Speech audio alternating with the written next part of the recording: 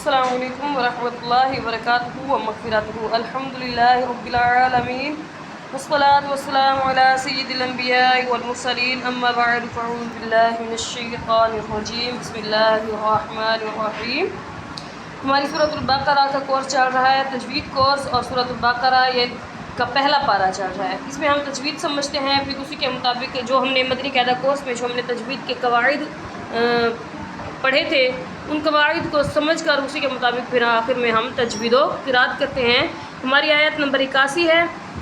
آئیے ہم پہلے سمجھتے ہیں کہ اس میں کون کون سا قاعدہ ہے۔ یہاں پہ کھڑی حرکات ہے، کھڑی حرکات کو ایک الف یعنی 2 حرکات کے برابر کھینچ کر ادا کرتے ہیں۔ یہاں پہ نون ساکن ہے، نون ساکن کے بعد کاف ہے، کاف حروف اخفا میں سے ہے۔ اگر نون ساکن اور تنوین کے بعد حروف اخفا میں سے کوئی حرف آ جائے تو وہاں پر ہم جو ہے وہاں پہ ہم اخفا کرتے ہیں، یعنی ہم ناک میں آواز لے جا کر پڑھتے ہیں، اس کو اخفا کہا جاتا ہے۔ یہاں پر ہم اخفا کریں کیونکہ نون ساکن کے بعد کاف ہے، کاف حروف اخفا میں سے ہے۔ اب یہاں پر جو ہے یہاں پر تنوین ہے، تنوین کے بعد واو ہے۔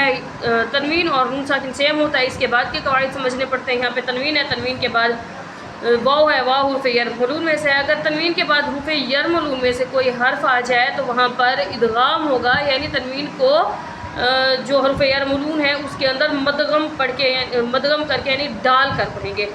یہاں پہ سیئاتن و احاقت نہیں پڑھنا ہم نے، سیئاتن پڑھیں گے ہم، کیونکہ ادغام کا مطلب ہوتا ہے مدغم کرنا، کسی چیز کے اندر کسی چیز کو ڈالنا ہے، اس لیے یہاں پر ہم ادغام کریں گے۔ اور یہاں پر الف سے پہلے زبر ہے، الف مدہ ہے، اور الف سے پہلے باریک حرف ہے، اس لیے یہاں پر الف مدہ ہے اور ہم الف کو باریک پڑھیں، کیونکہ الف سے پہلے اگر باریک حرف آ جائے تو الف کو باریک، اگر پر حرف آ جائے تو الف کو پر پڑھا جاتا ہے۔ یہاں پہ باریک حرف ہے اس لیے ہم الف کو باریک پڑھیں گے۔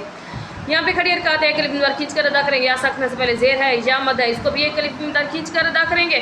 اور یہاں پر ہم نے پڑھا ہے کہ حروف مدہ کے بعد اگر حمزہ اسی ہی کلمے میں موجود ہو تو وہاں پہ مد متصل ہوتی ہے، اگر دوسرے کلمے میں موجود ہو تو مد منفصل ہوتی ہے۔ یہاں پہ اسی کلمے میں موجود ہے، خطیئات ایک کلمہ ہے، ہو علیحدہ کلمہ ہے، اسے یہاں پر ہم ایک ہی کلمے میں موجود ہے حمزہ، تو اس لیے ہم یہاں پر مد متصل کریں گے، ڈھائی در کھینچ کر ادا کریں گے۔ یہاں پہ کھڑی حرکات ہے، کھڑی حرکات حروف مدہ کے قائم مقام ہوتا ہے۔ یہاں پہ کھڑی حرکات میں الف مدہ کے قائم مقام ہے، یعنی حروف مدہ میں الف مدہ کے بعد حمزہ اسی کلمے موجود ہے، یعنی فاولائکا میں ہی موجود ہے، اس لیے یہاں پر ہم مد متصل کریں گے، اس کو بٹھائی الف مدار کھینچ کر ادا کریں گے۔ یہاں پہ کھڑی حرکات ہے، ایک الف مدار کھینچ کر ادا کریں گے، الف سے پہلے زبر ہے، الف مدہ ہے، الف سے پہلے باریک حرف ہے، اس لیے ہم الف کو باریک پڑھیں گے۔ را کے نیچے زیر ہے اس لیے ہم اسے باریک پڑھیں گے۔ اور یہاں پہ جیم ہے، وقف جائز کی علامت ہے۔ یہاں پہ جب وقف جائز کی علامت ہو تو وہاں پہ رکنا بہترین اور نہ رکنا بھی جائز ہے، تو ہم بہترین کو اختیار کریں گے، ہم رکیں گے، اور نہ رکنے والا ہم کام چھوڑ دیں گے۔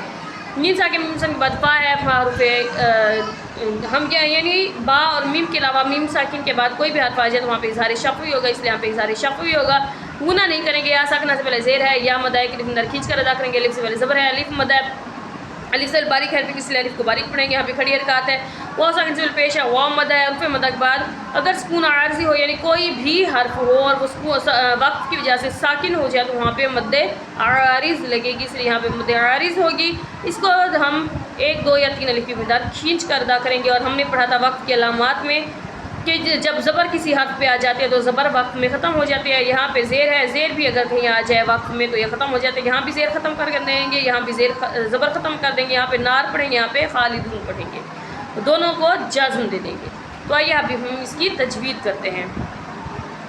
اعوذ باللہ من الشیطان الرجیم، بسم اللہ الرحمن الرحیم، بلا من کسب سیئۃ وأحاطت به